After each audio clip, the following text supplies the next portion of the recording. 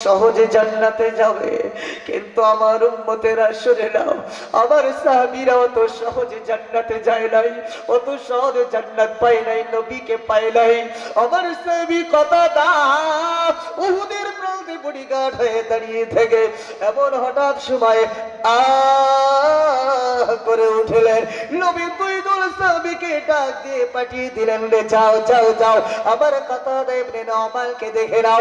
দৌড়ে গিয়ে দেখে কথা ইবনে নওমাল চোখের তলায় কাঁটা ধরে আছে, আর সেখানে গিয়ে দেখে বেঈমানের দলেরা যখন তীর মেরেছে, তীরটা যখন এসে চোখের ভিতরে ঢুকে গেছে, কথা ইবনে নওমাল মনে মনে ভেবেছে, এই তীরটা যদি একটুখানি অসুবিধা করে, ছোলাছুলি করে, আর নবীর বডিগার্ড হতে দেরি হয়ে যাবে, নবীর সঙ্গে হয়তো জান্নাতে যেতে পারবো না।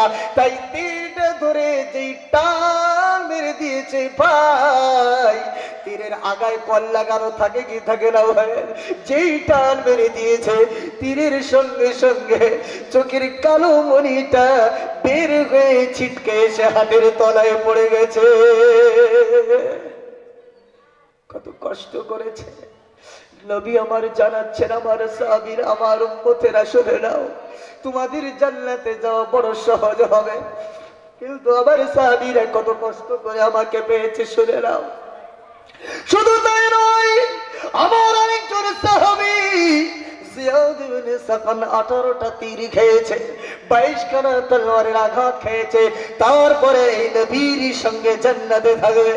কিন্তু তোমাদের অত কষ্ট হবে না, ভালো করে শুনে নাও, নবী আমার জানিয়ে দিলেন, ও আমার উম্মতেরা শুনে নাও, আমার চিলাকারার উম্মতেরা কাল করে শুনে নাও, আমার সেই জামানার ইতিম উম্মতেরা শুনে নাও, তোমরা বড় সহজে জান্নাতে যাবে, কারণ আমার সাহাবীরা অত সহজে জান্নাত পায় নাই। আমার সাহাবায়ে কিরাম এক সময় জিহাদের ময়দানে পাঠালাম, লম্বা ইতিহাস, করুণ ইতিহাস, 3 দুলকাকে আমি সেনাপতির দায়িত্ব দিলাম, কারণ ভয়ানক ইতিহাস ছিল। নিঃসন্দেহে বোঝা গেল, প্রথম নম্বর যাকে দায়িত্ব সেনাপতির দেওয়া হবে সে শহীদ হয়ে যাবে, দ্বিতীয় নম্বরে সেনাপতির দায়িত্ব দাঁড়িয়ে যাবে, তৃতীয় নম্বরে সেও শহীদ হয়ে যাবে, তৃতীয় নম্বর আরেকজন দায়িত্ব নিয়ে নেবে। 3 জন সাহাবীকে নবী ডাক দিয়ে বললেন, আমি নবীর সঙ্গে জান্নাতে থাকতে চাও।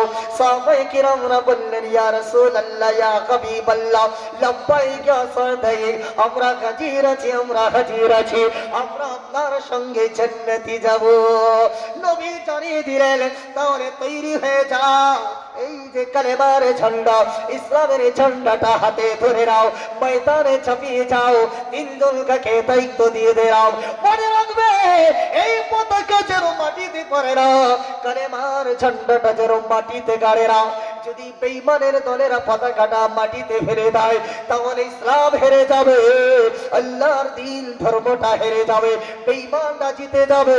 অতএব 3 জনকে এই জন্য দায়িত্ব দিলাম, যাতে করে বেঈমানের দলেরা এই ঝান্ডাটাকে মাটিতে ফেলতে পারে না। প্রথম নম্বর সাহাবী ঘোড়ার পিঠে চড়ে এক হাতে ইসলামের ঝান্ডা নিয়ে, এক হাতে দেশ প্রেমিকের ঝান্ডা নিয়ে এগিয়ে গেলেন, ঠক ঠক ঠক ঠক করে এগিয়ে গেলেন, অসংখ্য বেঈমানদেরকে জাহান্নামের আসামি বানিয়ে দিলেন।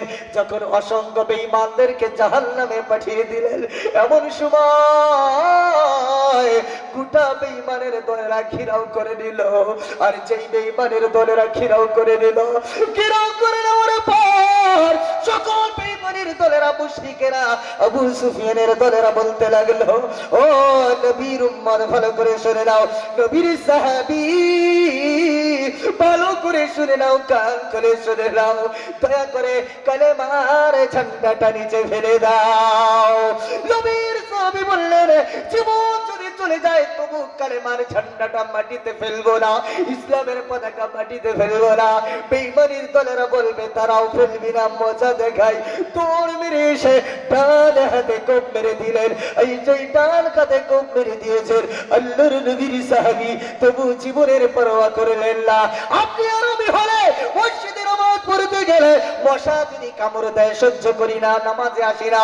নামাজ পড়তে গেলে যদি কষ্ট হয়, গরম যদি লাগে, মসজিদে ফ্যান না থাকে তাহলে পড়তে চাই না। মাদ্রাসায় যদি বাচ্চাদেরকে দেই, খানার যদি অভাব হয়, একটু যদি কষ্ট হয় বাচ্চা দিতে চাই না। থাকার জায়গার যদি কষ্ট হয় থাকতে দিতে চাই না। কিন্তু নবীর ছবি হাতে কোপ মেরে দেওয়ার সাথে সাথে ইমানটা আরো তরু তাজা হয়ে গেল, পাকা ভক্ত হয়ে গেল। যেই হাতে কোপ মেরে দিয়েছে আল্লাহর নবীর সাহাবী ইসলামের পতাকাটা ঠেলে বাম হাতে ধরে নিয়েছে আর উঁচু করে ধরে নারে তাকবীর বলেছে। জোরে বলি সুবহানাল্লাহ, আর জোরে বলি নারে তাকবীর। ইমানের দলেরা বলে দাঁড়াও। মায়েরা আমার একটু চেপে চেপে বসে যায়। আম্মা জানদেরকে দয়া করে বলছে একটুখানি চেপে চেপে বসে যায়। আমার আম্মা জানেন, আমার বাবার, আমি যেটা বলছিলাম ভালো করে শুনে নেন।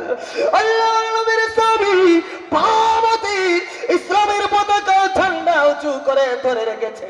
বেঈমানের দল দৌড়ে এসে বলে দাঁড়া, তোকে আরো মজা দেখাই। দৌড়ে এসে বাম হাতে যখন কোপ মেরে দিয়েছে আল্লাহর গোলাম, বাম হাতে যে কোপ মেরে দিয়েছে, ডান হাতে রক্ত দিয়ে ভেসে গেছে, বাম হাতটাও রক্ত দিয়ে ভেসে গেছে। পতাকাটা বুকের দিকে ঠেলে দিয়ে কাটা দুটো হাত বুকের ভিতরে পতাকাটা জড়িয়ে ধরে উঁচু করে রেখেছে। জোরে বলি সুবহানাল্লাহ, আর জোরে বলি সুবহানাল্লাহ।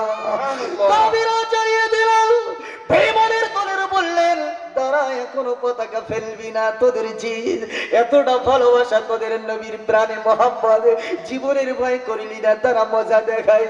বেঈমানের দলেরা ঝাঁপিয়ে ঝাঁপিয়ে এসে পশুর মতো ব্যবহার করে আইরে হাত তো দুইটা কেটে দিয়েছেন, পাটা টান আলাদা করে দিলেন, বাম পাটা আলাদা করে দিলেন, গলা থেকে মাথাটা আলাদা করে দিলেন, গোটা শরীর খানা টুকরো টুকরো করে ফেলে দিলেন। আর দূর থেকে যেতে আমার সাহাবী মনে মনে ভাবছেন সর্বনাশ, কোরআন পৃষ্ঠে তো কোনো মানুষ দেখা যায় না, নবীর সাহাবীকে দেখা যায় না, আর ইসলামের পতাকা মাটিতে উড়ছে দেখা যায়। বেঈমানের দলেরা মনে হয় পতাকা মাটিতে ফেলে দিয়েছে।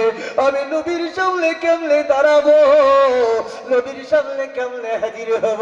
মনে হয় পতাকা মাটিতে দাঁড়িয়ে আছে। বেঈমানের দলেরা মনে হয় পতাকা মাটিতে গেড়ে দিয়েছে। দূর থেকে দেখা যায়